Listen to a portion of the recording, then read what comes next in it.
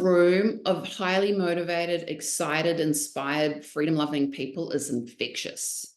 Your levels of affirmation and validation that the world is changing and it's changing for the good, and you are in a bubble of authentic enthusiasm, and we are stepping in and understanding that we are creating a vision and a future that we will be proud to hand over to our kids, is exciting. And that is the shit that we want to talk about. We want to talk about the power that we have in showing up. You're listening to Freedom Junkie Radio. Welcome back, Freedom Junkies, to more Freedom Junkie Radio, the podcast that brings more freedom into our lives, no matter what that looks like.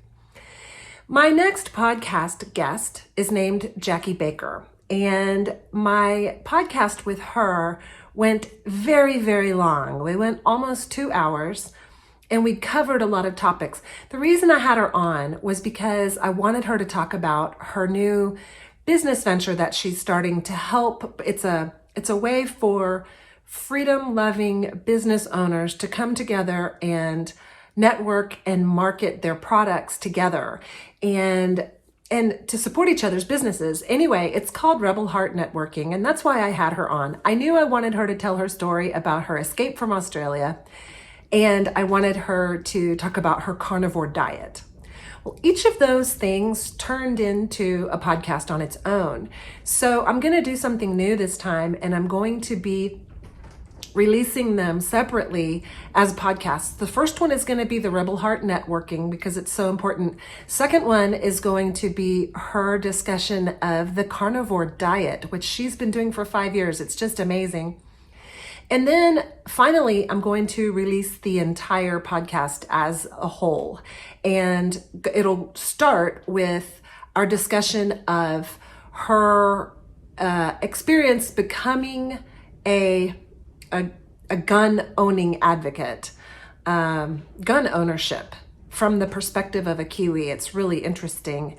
And then into their escape from Australia. From there into Rebel Heart Networking, and from there into the carnivore diet.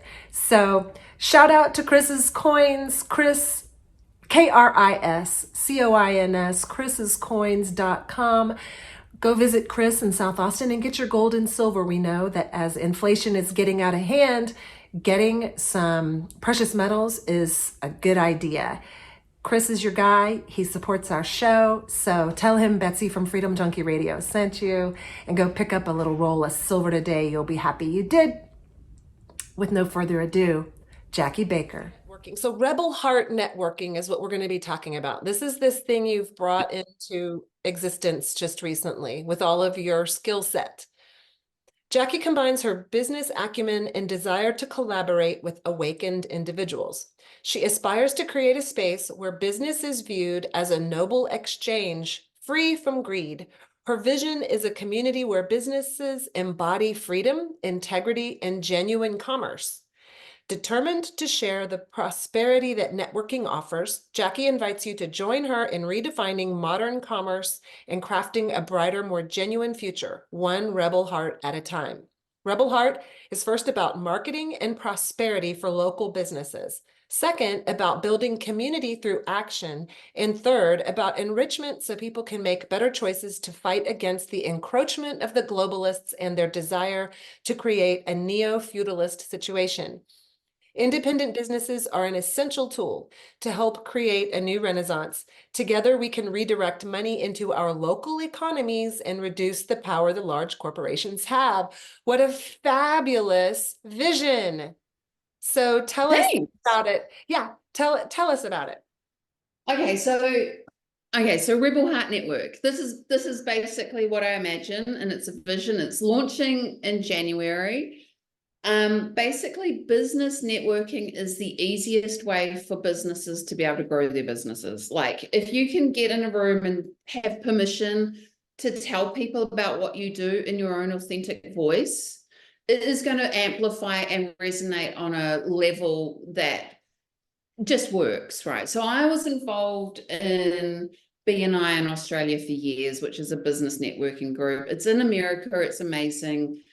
Last year, the BNI network members they did $20 billion worth of business between each other last year alone.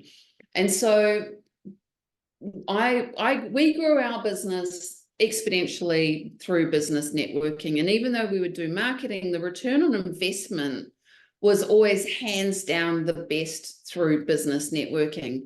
I would do 4 networking meetings a month, and we would put on one event. And in those sort of 6 hours, I was returning $10,000 an hour consistently for years, just through understanding the mechanisms of business networking. So when I came here and I was going to these freedom events and I was meeting all of these beautiful people, and most of them are self-employed, just through the nature of independent free thinkers, they kind of are like more likely to back themselves and want to call the shots and how they make their money than not, right? So I'm like meeting all of these amazing people, and yet they would very rarely talk about what they were doing. They wouldn't, right? It's not, because if you're in a freedom community and you're talking about, you know, independence and globalists and the fuckery and escaping the matrix, there isn't actually anybody holding any space in order for people to be able to tell what they do for their living. Now, it could be good manners. You know, I'm coming into a new culture here. There could be a whole lot of different things, but it seemed like a missed opportunity to have people sharing their commerce and telling each other what they did and why they got out of bed in the morning. And so I was thinking about this, and I'm very much like seeing people very vocal, and there's a lot of people able to point out what's wrong in the world at the moment, and they build these big platforms and then they try and sell something, which is fair enough, 100% get it. But I wasn't seeing anybody saying, why don't we all just buy amongst ourselves? And so I believe one of the ways that we create freedom is through having a parallel economy, but it comes down to being able to have choice. We had the mobility to get out of our situation because we had financial mobility. And so when things potentially get bad, I want as many people as possible to be able to make choices for their medical freedom, for their family freedom, you know, for their food freedom. There needs to be a system in place that gives people the ability to be able to make choices where they aren't dependent on a system that provides them with anything that can be removed from. So that's kind of like where the idea started. Okay, so you're speaking my language there on all the parallel systems. That completely makes sense, because all of our systems are broken. They were broken from the get-go. So that makes sense. What is brand new to me, and I want you to clarify, what I don't understand is, it's brand new to me to think that sitting in a room of other business owners would boost my business. Obviously, it would boost it a little bit, you know, like, so let's say, so it kind of depends on what you have to offer. If you are let's say if you're a dentist, okay, great. Yeah. Everybody's looking for a dentist who they can talk to and be like, hey, do you know if there's any nanotechnology in your anesthesia? You know, and not sound crazy, right? I mean, that would be Yeah. That'd be good. And So I'll go ahead. So I'll give you the breakdown. So you're trying to see how it would apply to many different businesses, that it would work by being in a room with people. Is that your question? With other business owners, because like I'm of that mindset that you market to the masses. That's where the people, that's what the consumers are. So how does me talking to a dozen other business owners turn into it's a good question, because I've been in marketing for years, right? So the whole idea that you have to project out to this audience has been so seeded into the mindset of humanity, right? And so I just reject that as a concept anyway, right? Because we are magnetic beings, and if you are in alignment and your message is within alignment through the law of attraction, and that people will come to you, and there is a magnetic force, right? So the closer you are to being in your truest, authentic self, the stronger your messaging will be. So there's one idea. Asking is the key to receiving. So most people, when they market, they do not directly speak in an authentic truth about what their needs are. There is usually some sort of trying to create some sort of trickery, or it's about something, and they're not asking for what they need. And so there's a reverse polarity in the way that marketing happens anyway, that is quite often not in alignment with people. Like, they don't want to necessarily do social media. They don't know how to market their business. And what it is because marketing has been used as a form of social engineering since Bernays introduced it after I think around the Second World War, as a way of not just necessarily creating sales, but as a way of social engineering. And those systems are no longer working for the awakened. So we have to speak in our authentic integrity to be able to have any real projection, to create any kind of resonance with the people that we're talking about. The idea of having people sitting in a room together does seem pretty weird, though. I 100% get it, right? And there's two things that happen. So there is a thing called Dunbar's law. Now, Dunbar's law is that the human brain can really only contain 125 people and connections in their field or in their brain, right? So we only run at this tribal level from a connection perspective. There's 125 people in our networks, wherever we are, and people will drop off. And social media has created this artificial sense that you are running these larger scripts, but I've looked at, it's not necessarily going to create you any money, even if you've got large money. It's just this thing. So we're all running around with these 125 people in our networks based on that is the capacity that the human brain has, Dunbar's law. So when we're in a room, and say if we're in a room of 30 people, we're not just talking to 30 people, we're actually connecting them to maybe 3,500 people from that combined network. Now, repetition is one of the most important ways for people to understand marketing. You turn on the TV and it's the same ad. If you add, mainstream media, same lie. Repetition happens because what happens is the reticular activating system in our brains is rewiring to be able to understand and start looking for the evidence based on what we are needing to see. So you buy a red car and then all of a sudden you see so many red cars, or you're pregnant and then all of a sudden you see all these pregnant ladies. Our brains are hardwired to see and collect the evidence that we need in order to survive and be part of a tribe. So when you start meeting with the same people regularly and you start talking in a way where you can authentically say what gets you excited and jump out, and this is what I do for a living, and this is who I want to work for, and you get to be in your authentic truth, and they are receiving that information, their brains actually start becoming hardwired to see the opportunities for you.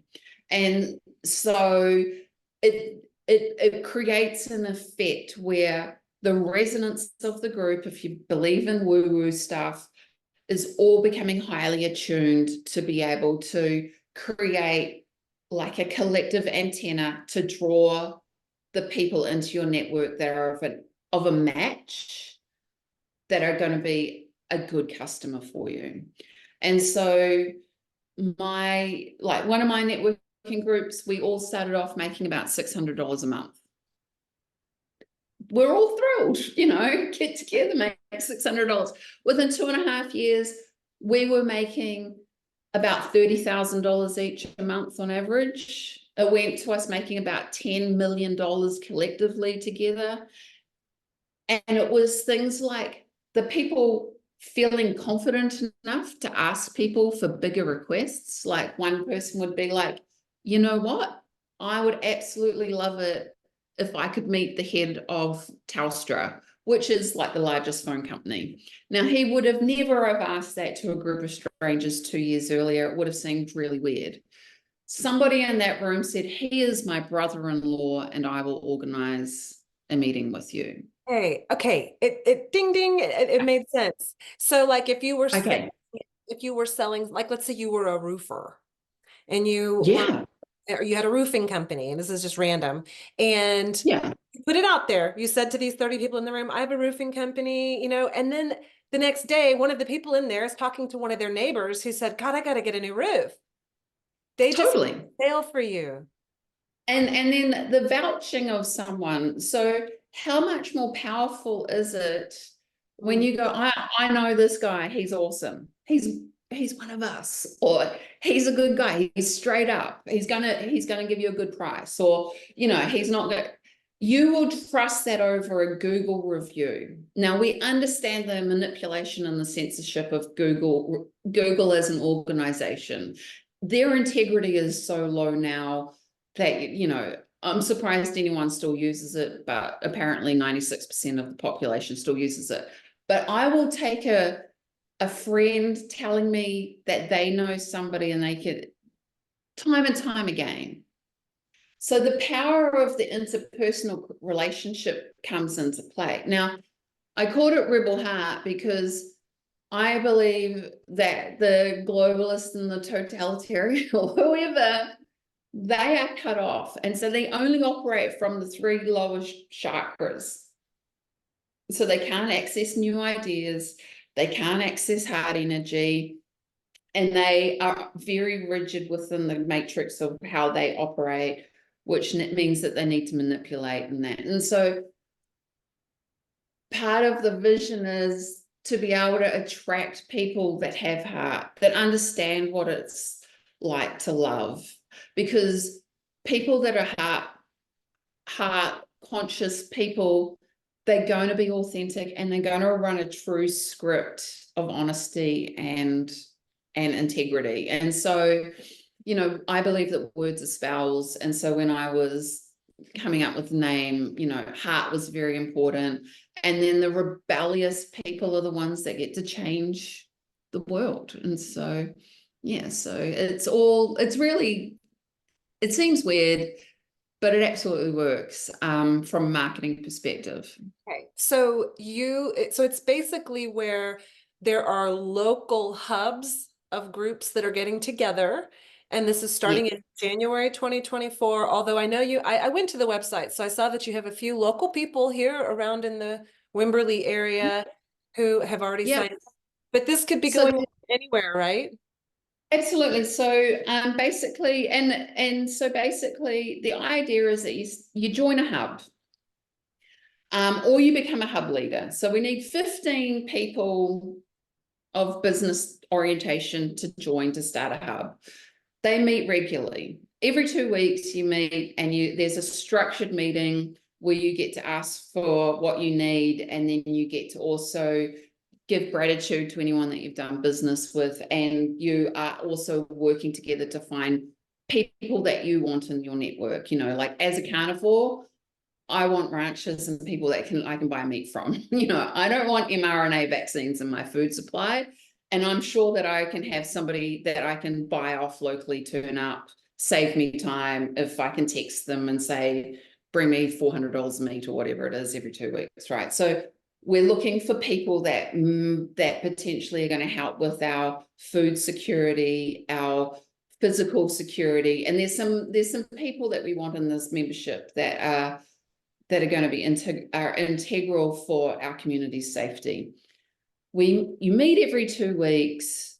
you get to ask what you want. But the whole idea is that we have enough hubs that people that have got time are more than welcome to go to other hubs. So, you know, I might have time when I'm in Wimberley, the Dripping Springs one is on, and I'm going to go there and I'm going to hear about everybody and what they've got to offer. So my periphery vision I understand who in the network we can facilitate, but also I also get to speak up and say, hey, it's me. This is what I do. You know, if you need some branding or, you know, whatever it is. So because we need this network to be in every town in America, where we are building networks of people that can facilitate action. Now, I recently spoke at the Texit conference where I did some research about the GDP of Texas.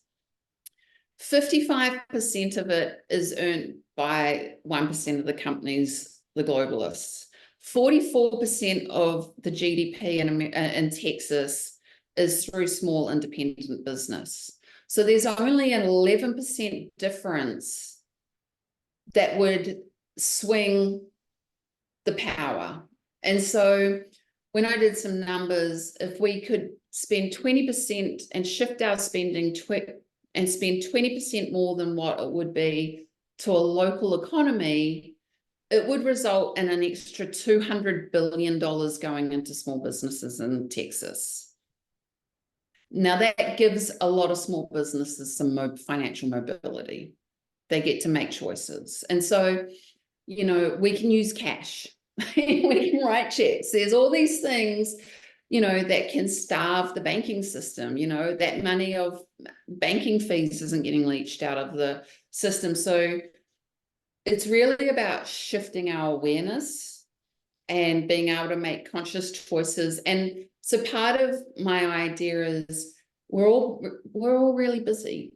We're all stretched. We've got so much going on as humans that if I know that there's a group of people that I can purchase off, and there's a local coffee roaster and there's a herbal medicine lady, and that I'm probably going to make better choices and wait and spend my money with them than maybe rushing down to HEB or pressing the Amazon button. So it's also about creating opportunities for us to be able to change our spending habits in a conscious way. I love that you've thought this through and that you're bringing it out to all of us, and so I guess this is how are you going to get the word out? You know, how are you marketing this? How am I marking it? Well, I am trying to talk to as many people as possible. I am networking with some groups and trying to partner with groups that have got similar valued audiences. If you become, it's a paid group. So if you become a hub leader, you will get paid to run the meetings. And so there, you know, because I believe money is an energetic exchange. So this is really about, so I've got people that are signing up to be hub leaders because it can facilitate. You're not going to become a millionaire off it, but it potentially can help create an income stream for you. So there's people out there actively looking for members, and I think we've got 7 hubs ready to sign up. So yeah, I will be running ads and webinars, and I will unfortunately be using social media, although I don't particularly love it, to try and spread the word as fast as possible. Okay, so it's going to be a lot of word of mouth because people are going to get excited about it.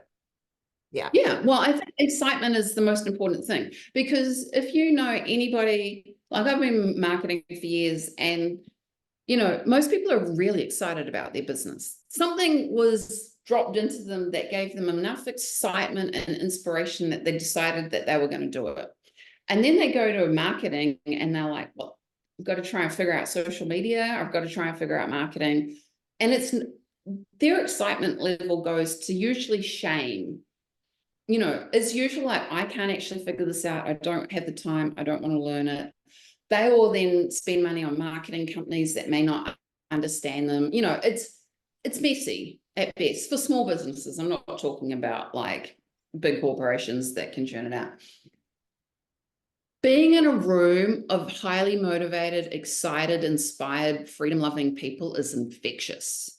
Your levels of affirmation and validation that the world is changing and it's changing for the good, and you are in a bubble of authentic enthusiasm, and we are stepping in and understanding that we are creating a vision and a future that we will be proud to hand over to our kids, is exciting. And that is the shit that we want to talk about. We want to talk about the power that we have in showing up. And we want to talk about the power that we have in supporting each other. And we definitely want to be doing that financially where we can, because we want our friends' kids to be able to feel safe, and so when you start realizing that this is not just about you making money, but this is about bringing back prosperity into the communities and creating opportunities for not just ourselves, but our kids and hopefully our grandkids, it gets pretty exciting, and you definitely want to talk about it. So, I'm really hoping that, and it's fun. Like, as a business owner, there are very few moments in your week where you get to have fun as a business owner. And so I'm wanting to bring a little fun back to owning a business. The whole thing sounds amazing. So I'm curious, how much does it cost to join a hub and join up with Rebel Heart? So there is a joining fee at the moment. We've got a joining fee of $500 to join, and then there is a monthly fee of $100 a month, and that goes towards the venue costs. You get a drink when you attend the meeting, and also to help pay the hub leader and facilitating and managing the meetings and paperwork. So yeah, it's probably going to come in at around $2,000 a year to be a member. I am playing with the idea that if you attend 20 meetings a year out of the 26 meetings a year and you don't make your money, there will be a guarantee that you can get your money back. I believe that, that you, if you just show up and you ask for what you want, the universe will give you what you want. So I'm more than happy to make sure that there is some sort of guarantee in there to be able to help people feel safe. And, this is something new as far as bringing it to this community. Business networking it's been around for years, and there's very proven solid models around how it works and how it raises people's businesses. My whole thing is that I want to create a freedom economy, so that the freedom community is running parallel systems, so that, I like to think that this is 80% future building, but if the shit hits the fan, we've got 20% of being able to access, commute people that we know and trust. So what if someone had more than one business? Like they were a true entrepreneur who has 3 businesses. Do they join and have to pay it 3 times, or? So this is a great question, because I haven't had this turn up, but I would imagine that they are signing up as a person, not a business, right? And so you would, and you've only got certain capacity, right? So you would get to choose. If you're showing up to your meeting, you would show up and you'd want to talk about what you're doing. You get a listing on the website as well, so you'd be able to probably list 3 businesses on that on there as part of your membership, but it would be up to you whether or not you're wanting to promote whichever business at that hub. But you could go from Wimberley and talk about business A, and then go to Dripping Springs and talk about business B. Like, if you want to hack the planet, and that's the way that you operate, and you're in your authentic truth, I'm not here to try and tell you how to run your business or how to promote it. And what if you wanted to bring your spouse and they've got a business too? Do they need to join, or can you bring a guest? You can bring a partner. you can bring visitors, but you can only bring the same visitor twice. So yeah, but this is new business. These are great questions. Everything's up for grabs at the moment because I'm just winging it. So it's really, like I've been wondering if smaller businesses, there's a flat fee, but if you're like a really prosperous multi-billionaire, there might be tiered systems, or there might be. So at the moment, everything's up for conversation because this is about us creating win-wins that fit. And I'm sure that this, as we get more experienced and these questions become answered, that there will be more like, oh yeah, this worked last time, or that didn't work and we'll change it. Like it's open. What's the maximum? I just want bums on seats. What? I just want bums on seats talking to each other. Okay, what's the maximum number when your hub reaches 30 people? Then do you have to split into 2 hubs? No, so there's this thing that I can't remember, but BNI has done some studies on it, right? Where if a hub gets to 30, you start really making money. If it gets to 35 people, the income pretty much doubles that everyone earns, but it starts to break at 40.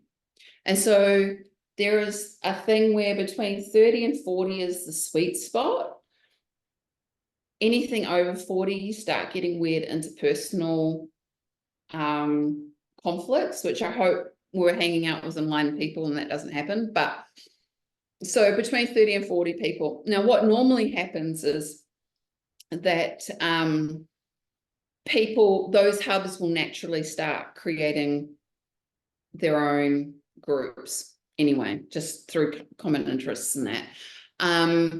But most, like there's a networking group in Austin and there's like 10 chapters and all have got 30 people, so they just manifest through the natural leaders and the vibe. You can go to a couple of different groups and know which group you want to be part of.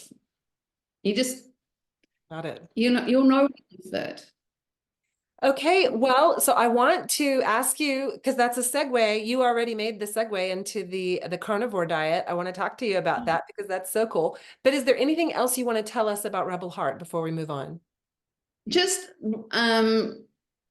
if you feel inspired to start a hub, because I think that there are a lot of people that would love the opportunity to step up into a leadership role, but they're not potentially feeling like they're not naturally social media people and they're not naturally out there trying to facilitate large groups. But if you've ever felt like you would like to do something to help create change, go onto the website and put your details down to be a hub leader.